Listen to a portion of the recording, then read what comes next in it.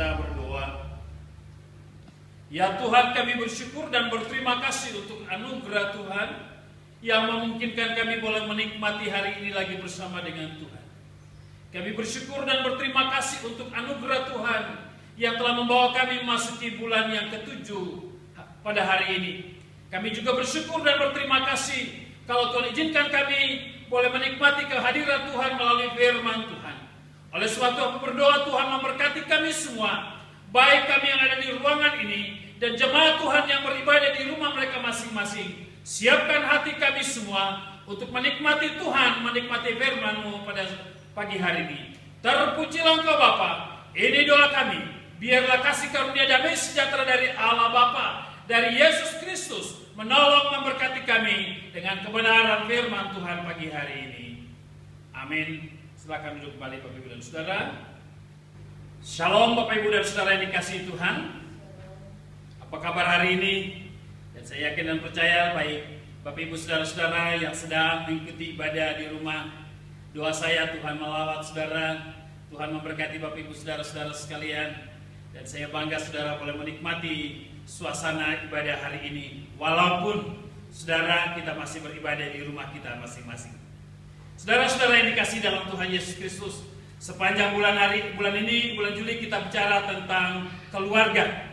Dan hari ini kita akan bicara secara khusus tentang satu bagian firman Tuhan, di mana kita diingatkan oleh Tuhan dengan kebenaran firman Tuhan, supaya kita tidak ditipu oleh iblis.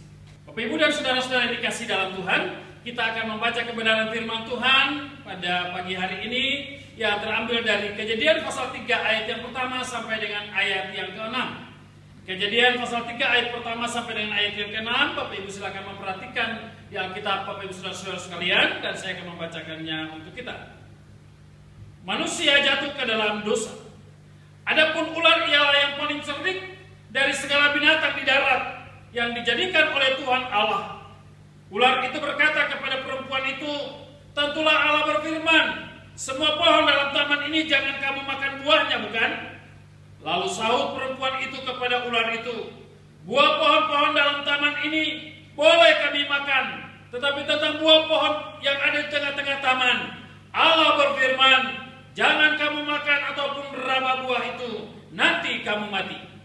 Tetapi ular itu berkata kepada perempuan itu, sekali-kali kamu tidak akan mati. Tetapi Allah mengetahui bahwa pada waktu kamu makannya, matamu akan terbuka dan kamu akan menjadi seperti Allah, tahu tentang yang baik dan yang jahat. Perempuan itu melihat bahwa buah pohon itu baik untuk dimakan dan sedap kelihatannya. Lagi pula pohon itu menarik hati karena memberi pengertian. Lalu ia mengambil dari buahnya dan dimakannya, dan diberikannya juga kepada suaminya yang bersama-sama dengan dia, dan suaminya pun memakannya. Bapak Ibu dan saudara-saudara yang dikasihi dalam Tuhan Yesus Kristus, dalam bulan keluarga ini saya akan memulai dengan satu bagian firman Tuhan ini dengan tema jangan mau ditipu oleh iblis. Saudara yang dikasihi Tuhan, pertanyaannya adalah mengapa orang Kristen selalu ditipu oleh iblis? Pertanyaan ini jika didiskusikan maka akan muncul beragam jawaban. Ada yang akan berkata, oh karena kurang iman. Ada juga yang akan berkata, oh karena memang imannya belum bertumbuh.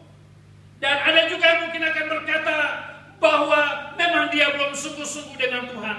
Dan masih banyak lagi jawaban-jawaban yang akan kita temukan kalau kita mendiskusikan ini.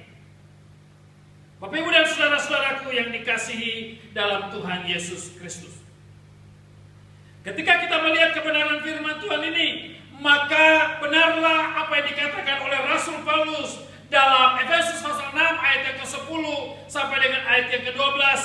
Akhirnya hendaklah kamu kuat dalam Tuhan, di dalam kekuatan kuasanya, kenakanlah seluruh perlengkapan senjata Allah, supaya kamu dapat bertahan melawan tipu muslihat iblis. Karena perjuangan kita bukanlah melawan darah dan daging, bukan juga melawan pemerintah-pemerintah, melawan penghulu-penghulu dunia yang gelap ini, melawan roh-roh jahat di udara.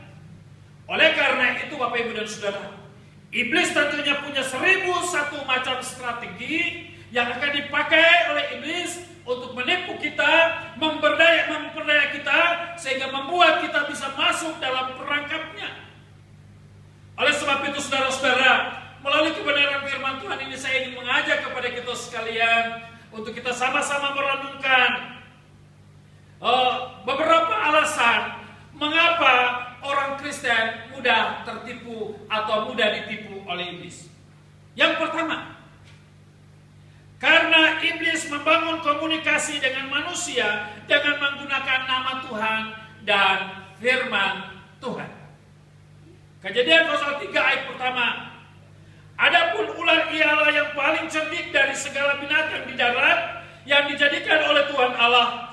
Ular itu berkata kepada perempuan itu, tentulah Allah berfirman, semua pohon dalam taman ini jangan kamu makan buahnya, bukan? Saudara, sebagai umat Tuhan kita membutuhkan kepekaan rohani. Perhatikan ayat tersebut di atas, bagaimana iblis membangun sebuah komunikasi, membangun sebuah dialog dengan manusia, dengan mengedepankan nama Tuhan, mengedepankan firman Tuhan. Saudara, pada Kejadian 3 ayat 1 kita menemukan 3 hal penting. Yaitu yang pertama, dikatakan adapun ular ialah yang paling cerdik dari segala binatang di darat yang dijadikan oleh Allah. Jadi iblis itu cerdik. Iblis itu pintar. Sepintar-pintarnya saudara bagaimanapun, saya mau beritahu kepada saudara, iblis lebih pintar. Saudara menggunakan berbagai strategi untuk menahan diri atau menjaga diri, tetapi kalau saudara tidak menggunakan strateginya Tuhan, maka saudara akan masuk dalam perangkapnya. Oleh karena itu ingat, iblis akan berusaha untuk mempengaruhi kita, iblis akan berusaha membuat kita jatuh, kita akan masuk dalam perangkapnya, kita akan ditipu oleh dia, diperdayakan oleh dia dengan berbagai macam hal, sehingga membuat kita menjadi orang yang takluk di bawah kakinya. Saudara-saudara yang dikasih dalam Tuhan Yesus Kristus. Yang kedua, iblis mulai membangun komunikasi dengan manusia dengan 2 pertanyaan penting. Yaitu yang pertama, dia berkata, tentulah Allah berfirman. Dan pertanyaan kedua adalah, semua pohon dalam taman ini jangan kamu makan buahnya, bukan? Saudara, siapa yang tidak terkecoh? Siapa yang tidak terpengaruhi? Kalau muncul pertanyaan yang dimulai dengan kata menggunakan nama Tuhan dan menggunakan firman Tuhan. Oleh karena itu saudara-saudaraku yang dikasihi dalam Tuhan Yesus Kristus. Saudara, kedua pertanyaan ini hanyalah sekedar membuka pintu masuk untuk iblis menemukan di mana letak kelemahan dari manusia. Oleh karena itu ingat, seringkali ketika kita tidak kuat, kita tidak siap, maka iblis akan menggunakan berbagai macam cara untuk membuat kita sampai dia menemukan titik lemah kita. Saudara-saudara yang dikasihi di dalam Tuhan Yesus Kristus. Apa yang dikatakan oleh kebenaran firman Tuhan ini membuat kita tentunya harus siap sedia. Oleh sebab itu, hati-hati ketika saudara membangun komunikasi dengan pribadi-pribadi tertentu yang kelihatannya dimulai dengan menggunakan nama Tuhan dan menggunakan firman Tuhan, tetapi pada akhirnya saudara dibawa untuk tidak lagi mempercayai kepada Tuhan. Oleh karena itu saudara-saudara yang dikasih dalam Tuhan Yesus Kristus, ingat bahwa seringkali saya katakan kepada kita bahwa kondisi sama seperti ini seringkali kita temukan ketika saudara-saudara yang terbiasa berobat ke para dukun. Ketika saudara berhadapan dengan dukun-dukun rohani, maka dukun-dukun rohani atau dukun-dukun Kristen, dukun Kristen, dia akan menggunakan aksesoris Kristen. Contoh, dia akan mengobati saudara menggunakan Alkitab. Dia akan menyuruh saudara mengambil sesuatu dari dia, tetapi harus menyebut atau menghafal doa Bapa kami. Bahkan juga ada dukun-dukun Kristen tertentu untuk meyakinkan para konsumennya, maka dia akan menggunakan hal-hal yang tentunya akan membawa para konsumen terpikat dan sampai jatuh kepada perangkapnya. Jadi jangan sekali-kali saudara tertipu. Saya seringkali diperhadapkan dengan pernyataan-pernyataan orang-orang yang pernah saya doakan. Oh Pak, itu di sana itu dia tidak pakai jimat. Sebelum dia mengobati kami, dia suruh kami berdoa. Dan sebelum dia kasih obat sama kami, dia taruh obat itu di atas Alkitab. Ini namanya ilmu putih. Banyak keluarga Kristen yang terperangkap ke dalamnya, ingin mengambil jalan pintas, tetapi tidak memikirkan dampak selanjutnya daripada praktek-praktek perdukunan itu. Maka saya mau katakan kepada saudara, saudara setuju atau tidak setuju, saudara terima atau tidak terima, saya harus katakan, sekali saudara masuk dalam perangkapnya iblis, maka saudara susah untuk keluar. Satu-satunya adalah saudara harus belajar untuk menyangkal diri, bertobat sungguh-sungguh, supaya saudara bisa keluar daripada perangkap itu. Oleh karena itu, jangan saudara mau ditipu, diperdayakan oleh iblis dengan berbagai macam strategi yang membuat saudara masuk dalam perangkapnya. Saudara-saudara yang dikasihi di dalam Tuhan Yesus Kristus. Yang kedua, iblis karena berhasil membangun komunikasi dengan manusia. Ayat 2 dan ayat 3 dari Kejadian pasal 3. Lalu sahut perempuan itu kepada ular itu, buah pohon-pohon dalam taman ini boleh kami makan, tetapi tentang buah pohon yang ada di tengah-tengah taman, Allah berfirman, jangan kamu makan ataupun raba buah itu, nanti kamu mati. Saudara yang dikasihi oleh Tuhan Yesus Kristus, ketika iblis membuka komunikasi dengan perempuan dengan menggunakan nama Tuhan dan firman Tuhan, ternyata merupakan metode yang paling tepat, metode yang paling ampuh untuk mendapat respon balik daripada sang perempuan ini. Saudara perhatikan, sebuah respon yang tepat tetapi salah karena tidak ada sikap tegas daripada perempuan atau daripada manusia ketika iblis membangun komunikasi dengan dia. Perhatikan kebenaran firman Tuhan ini. Bahwa selain perempuan ini tidak tegas dalam meresponi pertanyaan dan pernyataan iblis, perempuan ini juga melakukan sebuah kesalahan besar, dan saya mau katakan itu kesalahan yang sangat fatal terhadap isi perkataan Tuhan, yaitu mengurangi dan menambah-nambahi perkataan firman Tuhan. Mari kita perhatikan sejenak dari Kejadian pasal 2 ayat 16 dan ayat 17. Kejadian 2 ayat 16-17 berkata demikian, lalu Tuhan Allah memberi perintah ini kepada manusia, semua pohon dalam taman ini boleh kau makan buahnya dengan bebas. Garis di bawah kalimat itu. Tapi pohon pengetahuan tentang yang baik dan yang jahat itu, janganlah kau makan buahnya, sebab pada hari yang kau makannya, pastilah engkau mati.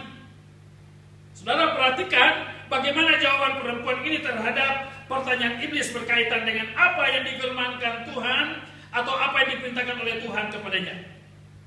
Perhatikan pasal 3 ayat 2-3. Lalu sahut perempuan itu kepada ular itu, buah pohon-pohonan dalam taman ini boleh kami makan.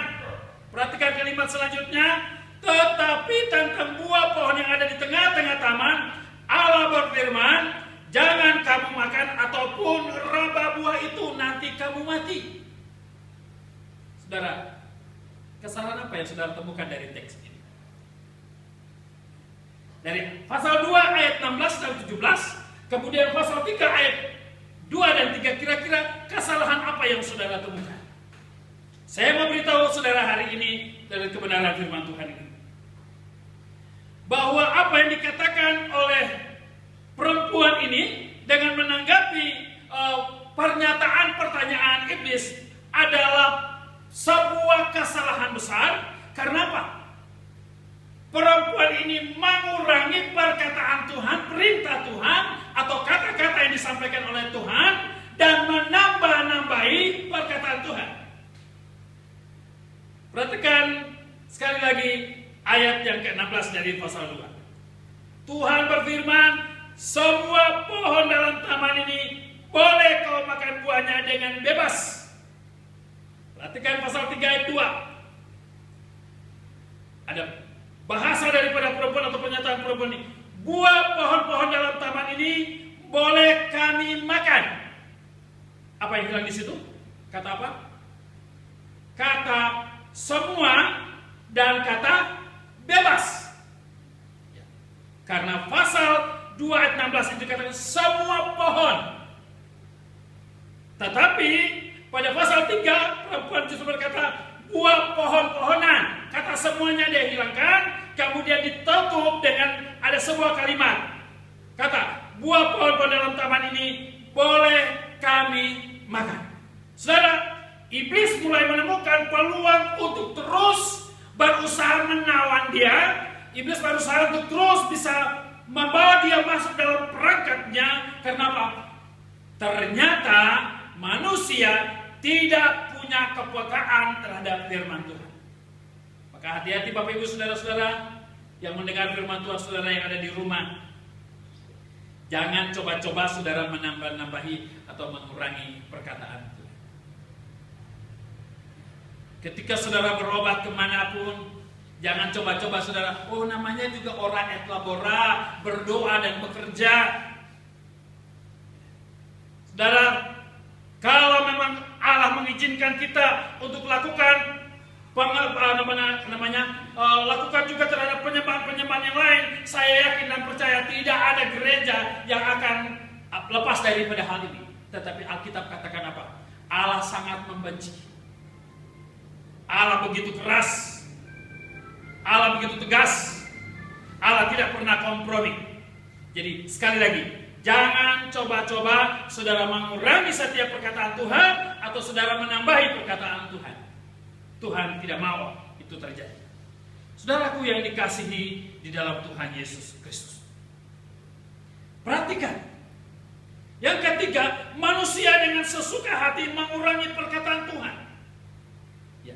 Jadi tadinya Tuhan berbicara semua boleh, kemudian dia kurangi, dan dengan sesuka hati dia nambahi.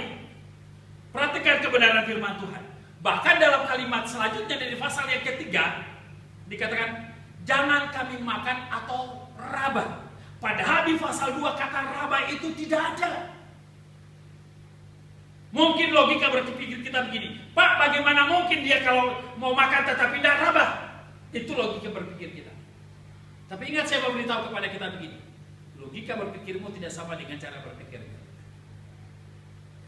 Oleh karena itu, jangan kita masukkan cara berpikir kita kepada firman Tuhan, tapi kita ridho firman Tuhan yang masuk dalam cara berpikir kita, mengubah cara berpikir kita, cara pandang kita, sehingga kita boleh hidup mempermuliakan Tuhan. Manusia menambah-nambahi perkataan sendiri ke dalam perkataan Tuhan supaya kelihatannya rohani, tapi ternyata tidak rohani. Itulah sebabnya pasal 2, pasal 3 ayat yang ke-2 dan 3. Lalu sahut perempuan itu kepada ular itu, buah pohon dalam taman ini boleh kami makan, tetapi tentang buah pohon yang ada di tengah-tengah taman, Allah berfirman, jangan kamu makan ataupun raba buah itu, nanti kamu mati. Pasal 2 ayat 16-17 di sana menggunakan kamu pasti mati. Tetapi pasal 3 perempuan katakan nanti kamu akan. Itu berarti apa? Bisa iya, bisa tidak. Oleh karena itu saudara-saudaraku yang dikasihi dalam Tuhan Yesus Kristus, mari kita baca Alkitab dengan sungguh-sungguh, kita pelajari dengan sungguh-sungguh, supaya kita tidak sesuka hati menambah-nambahin Alkitab. Apalagi yang punya latar belakang sekolah teologi, mentang-mentang sekolah teologi, punya gelar sarjana, sarjana pendidikan sarjana teologi, master pendidikan master teologi, kemudian sesuka-suka menambah ayat, tidak boleh. Apalagi pendeta suka menambah-nambah ayat Alkitab, tidak boleh. Ketika kita suka menambah-nambah ayat, maka iblis paling senang. Itu berarti apa? Iblis tahu di mana letak kelemahan kita. Iblis sanggup untuk mengobok-obok kita dan membuat kita menjadi orang yang tidak berdaya sama sekali. Oleh karena itu saudara-saudara yang dikasihi dalam Tuhan Yesus Kristus, melalui kebenaran firman Tuhan ini saya mengajak Bapak Ibu saudara-saudara untuk terus membangun kehidupan rohani dalam Kristus. Membangun kehidupan rohani dalam keluargamu. Milikilah pertahanan dan pemahaman yang benar tentang firman Tuhan. Kenapa? Ketika saudara memiliki pemahaman yang benar tentang firman Tuhan, percayalah iblis tidak akan mampu mengobok-obok saudara. Iblis tidak akan mampu untuk membuat saudara masuk dalam perangkapnya. Mari kita belajar dari apa yang dialami oleh Yesus ketika dicobai di padang gurun. Setiap pencobaan yang dialami oleh Yesus, Yesus terus menghadapinya dengan menggunakan ayat firman Tuhan. Ada tertulis. Itulah sebabnya betapa penting saudara perlu hafal ayat Alkitab. Tapi ingat, jangan saudara hafal ayat Alkitab untuk jadi jimat. Jangan suami istri hafal ayat Alkitab kemudian saling serang-serangan. Ada sebuah cerita itu. Satu saat suaminya baru pulang kerja, kemudian istrinya sedang goreng pisang. Aroma pisang goreng membuat sang suami rasa ingin menikmatinya. Ya. Kemudian sang suami mendekati istrinya dan dia berkata, "Ma, berikanlah saya pisang goreng." Kemudian sang istri berkata begini, "Ada tertulis, jangan mengingini barang kepunyaan orang lain." Langsung sang suami mundur. Kenapa? Ini istri menggunakan ayat Alkitab. Padahal memang sebagai suami dia berhak mendapatkan pisang goreng dari sang istri yang menggoreng. Kemudian sang suami duduk di ruang tamu, dia mulai berpikir-pikir, kira-kira ayat apa yang cocok untuk saya pakai untuk menangkis apa yang dikatakan oleh istri saya ini.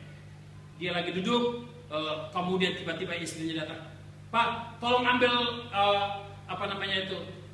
barang ini kasih saya dulu."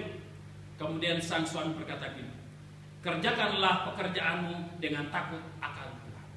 Jadi mulai serang-serangan. Hati-hati kalau saudara mulai menghafal ayat Alkitab, kemudian jadikan ayat Alkitab itu untuk saling menyerang satu dengan yang lain. Inilah kesombongan rohani yang harus kita kikis. Saudara, kalau kita gunakan itu, percayalah, kita akan menjadi orang yang akan diobok-obok oleh iblis. Oleh karena itu, Salomo berkata begini, dalam Amsal 4 ayat 23, "Jagalah hatimu dengan segala kewaspadaan, karena dari situlah terpancar kehidupan." Saudara-saudara yang dikasihi di dalam Tuhan Yesus Kristus, kita perlu menjaga suasana hati kita. Kita perlu menjaga hidup kita sehingga hidup kita semakin hari semakin berkenan di dalam Tuhan. Bagian yang berikut yang kita coba melihat bersama-sama dari kebenaran firman Tuhan ini. Yang berikut adalah iblis menanamkan dalam hati manusia bahwa Allah itu pembohong. Kejadian 3 ayat 4 sampai dengan 5. Tetapi ular itu berkata kepada perempuan itu, "Sekali-kali kamu tidak akan mati." Tetapi Allah mengatakan bahwa pada waktu kamu makannya, matamu akan terbuka dan kamu akan menjadi seperti Allah, tahu tentang yang baik dan yang jahat. Siapa yang tidak tergiur ketika iblis menawarkan berbagai hal? Saudara, saya kadang-kadang mulai berpikir begini juga. Dalam kegiatan-kegiatan multi level atau apapun namanya, memang kita harus jujur. Memang dari satu sisi akan meningkatkan kualitas ekonomi kita, tapi jangan sampai kita juga akan tergiur sehingga membuat kita akhirnya jatuh dalam perangkapnya. Saya berapa kali mengikuti kegiatan Zoom meeting dan bagus, bisnis ke depan luar biasa. Ya. Ada tukang ojek yang saat akhirnya jadi miliaran, luar biasa. Saya pikir-pikir, kalau saya lakukan ini, ya mungkin bisa. Tapi pertanyaannya adalah, memang apakah saya terpanggil untuk hal? Saudara, iblis senantiasa membawa kita untuk menikmati sesuatu yang lebih. Oleh karena itu, iblis katakan, "Sekali-kali kamu tidak akan mati. Tapi pada waktu kamu makannya, maka matamu akan terbuka, kamu akan seperti Allah, tahu tentang yang baik dan yang jahat." Saudara-saudaraku yang dikasihi dalam Tuhan Yesus Kristus, ketika iblis menawarkan hal ini kepada perempuan, tentunya perempuan akan berpikir ulang. Ini yang ngomong ini pakai nama Tuhan, kemudian pakai firman Tuhan. Berarti Tuhan ini bohong. Tuhan ini menipu saya. Dia tidak mau supaya saya bisa sejajar dengan dia. Itulah sebabnya dia buat peraturan sama seperti ini. Saudara perhatikan, kenapa iblis akhirnya sampai pada titik itu? Karena di awal itu pernyataan perempuan tidak lagi sesuai dengan pernyataan Tuhan. Itulah sebabnya saudara-saudaraku yang dikasihi dalam Tuhan Yesus Kristus. Akibat daripada celah yang dibuka oleh manusia, maka iblis mulai meracuni pikiran manusia dengan menjadikan Allah sebagai pembohong. Perhatikan teks firman Tuhan di atas. Iblis berkata kepada manusia dan memberikan janji palsu kepada manusia. Sekali-kali kamu tidak akan mati, tetapi Allah mengatakan bahwa pada waktu kamu makannya, matamu akan terbuka dan kamu akan menjadi seperti Allah, tahu tentang yang baik dan yang jahat. Saudara-saudara yang dikasihi dalam Tuhan Yesus Kristus. Oleh sebab itu saya ingin mengatakan kepada saudara-saudara, jangan sampai kita tergiur ketika kita diperhadapkan dengan sesuatu yang secara notabene-nya belum tentu itu akan kita peroleh. Tetapi kita bisa masuk dalam perangkapnya, kita bisa masuk dalam jebakannya, sehingga kita hidup dalam hal-hal yang tidak mempermuliakan Tuhan. Yang keempat, iblis berhasil menawan hati dan pikiran manusia. Kejadian pasal 3 ayat 6. Perempuan itu melihat bahwa buah pohon itu baik untuk dimakan dan sedap kelihatannya dari buahnya dan dimakan. Lagi pula pohon itu menarik hati karena memberi pengertian. Lalu ia mengambil dari buahnya dan dimakannya dan diberikannya juga kepada suaminya yang bersama-sama dengan dia dan suaminya pun memakannya. Saudara, jadi perlahan-lahan iblis berusaha untuk meyakinkan. Perlahan-lahan iblis berusaha untuk mempengaruhi hatinya. Pada beberapa waktu yang lalu saya sudah pernah katakan kepada saudara, hati kita itu tidak bisa membunuh. Tetapi hati kita bisa memerintah tangan kita untuk melakukan pembunuhan. Hati kita itu tidak bisa berbohong. Tapi hati kita bisa memerintahkan mulut kita untuk berkata bohong. Oleh karena itu benar apa yang dikatakan oleh Amsal pasal 4 tadi. Jagalah hatimu dengan penuh kewaspadaan. Tujuannya adalah apa?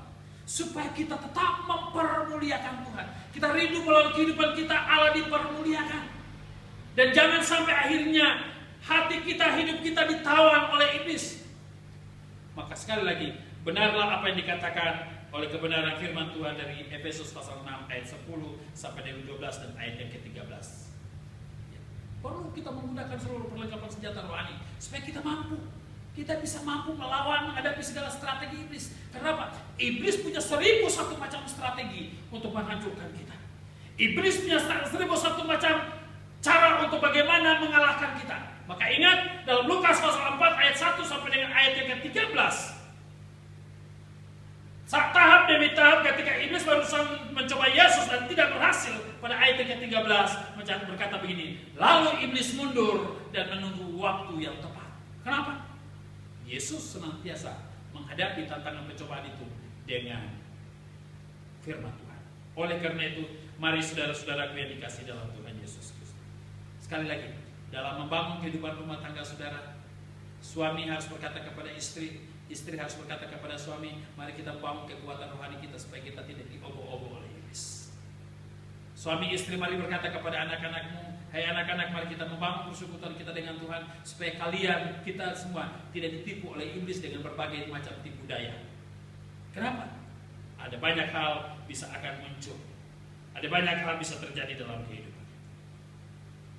Yang terakhir merupakan akibat daripada kehidupan yang ditipu oleh iblis. Saudara yang dikasihi dalam Tuhan Yesus Kristus. Yang pertama, manusia akhirnya mengalami kehilangan kemuliaan Tuhan. Ayat yang ke-7. Maka terbukalah mata mereka berdua dan mereka tahu bahwa mereka telanjang, lalu mereka menyemat daun pohon ara dan membuat cawan. Hilang kemuliaan Tuhan. Memang iblis bilang apa? Matamu akan terbuka dan kamu akan mengetahui mana yang baik dan mana yang jahat. Kamu akan seperti Allah.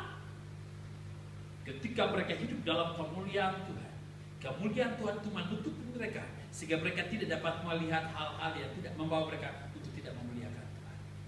Tapi ketika mereka tidak taat dan akhirnya jatuh dalam dosa, maka mata mereka terbuka. Wow, ternyata kita begini. Muncul perasaan malu, perasaan takut, akhirnya bersembunyi di pepohonan, kemudian membuat menutupi tubuhnya dengan daun-daun yang ada, dengan tujuan apa? Supaya tidak dilihat orang. Coba tadi kalau mereka baik-baik. Oleh karena itu, saya kadang-kadang berpikir begini. Ya, ini gara-gara Adam dan Hawa akhirnya kita semua jadi begini. Ya, kita mempersalahkan Adam dan Hawa kan? Dan bukan masalah itu. Saudara, kasih karunia Allah itu luar biasa. Yohanes 3:16, Dia hadir, Dia mencari, Dia menyelamatkan kita. Pertanyaannya adalah, maukah kita kembali kepada Dia sebagai sang pemilik hidup? Yang kedua, akibat daripada ditipu oleh iblis, mereka harus bersembunyi di hadapan Tuhan. Ayat 8. Karena apa? Tidak sanggup lagi melihat kemuliaan Tuhan. Tidak sanggup lagi melihat diri mereka dalam kondisi yang seperti itu. Sehingga mereka harus bersembunyi. Yang ketiga, manusia akhirnya saling mempersalahkan satu dengan yang lain. Tuhan bilang begini, di mana kalian? Mereka jawab, kami ada di sini. Ngapain kalian? Lagi sembunyi. Loh, kenapa kalian sembunyi? Malu. Loh, kenapa malu? Telanjang. Loh, emangnya kalian makan buah pohon yang saya larang? Itu gara-gara perempuan yang kau kasih. Ketika ditanya sama perempuan, kenapa kau buat begitu? Itu gara-gara itu si ular. Pertanyaannya, kenapa Tuhan tidak bicara dengan ular? Ngapain mau bicara sama iblis? Jadi kalau di rumah tangga itu ada saling tuding menuding, nah itu akibat daripada opung doli, opung gorunya yang kita miliki itu Adam dan Hawa. Akibat mereka berbuat dosa, maka mulai di rumah terjadi tuding menuding satu dengan yang lain. Tidak ada kejujuran, tidak ada keterbukaan satu dengan yang lain, tidak berani ngaku.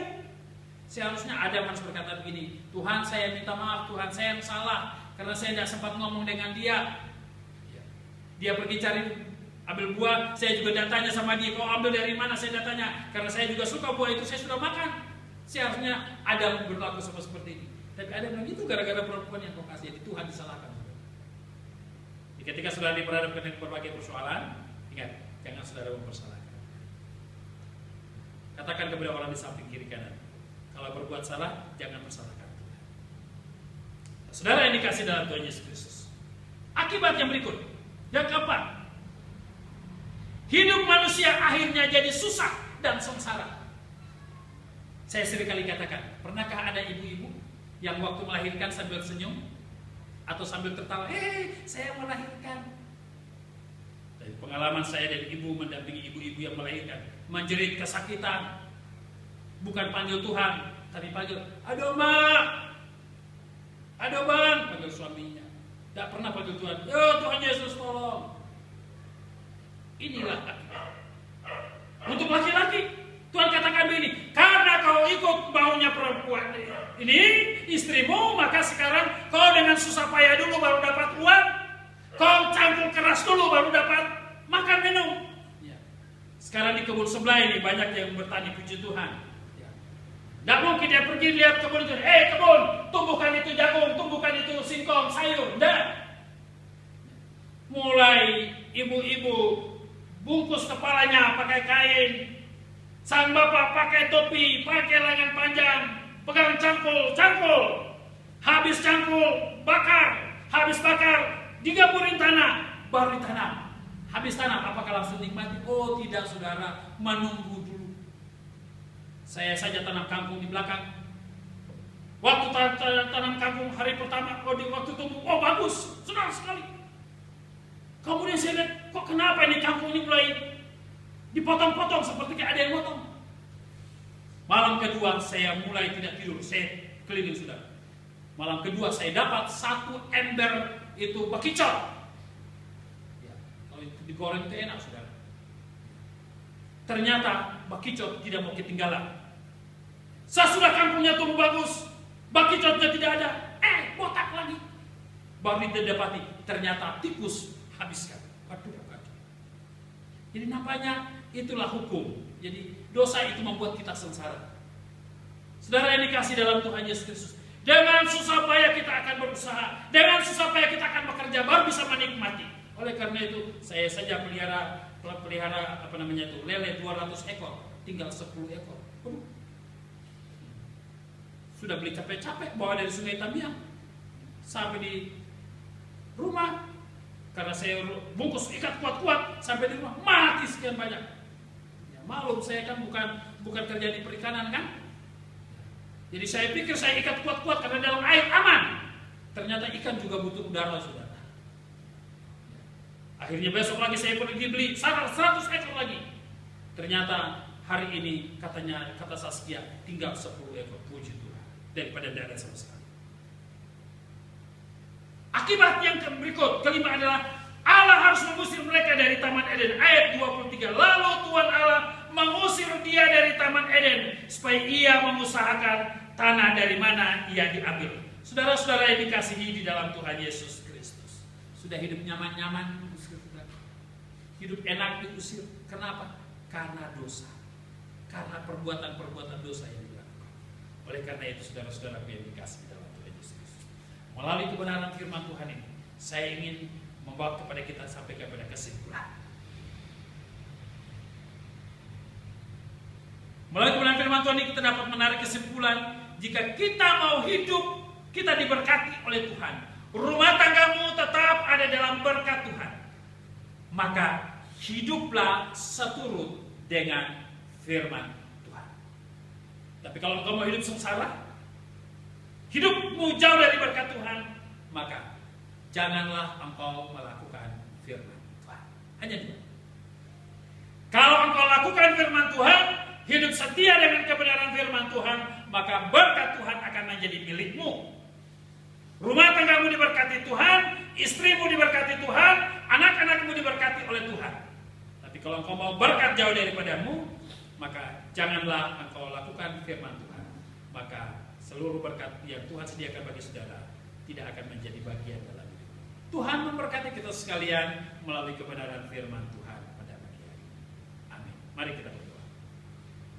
Ya Tuhan, kami bersyukur dan berterima kasih untuk kebenaran firman Tuhan pada pagi hari ini, yang telah mengingatkan kepada kami supaya kami sungguh-sungguh punya kepekaan rohani, hidup sesuai dengan kebenaran firman Tuhan, melakukan firman Tuhan dengan setia, sehingga biarlah melalui kehidupan kami Bapa, Tuhan dipermuliakan. Berkati semua kami, baik Bapak Ibu saudara-saudara yang mendengarkan firman Tuhan di rumah mereka masing-masing.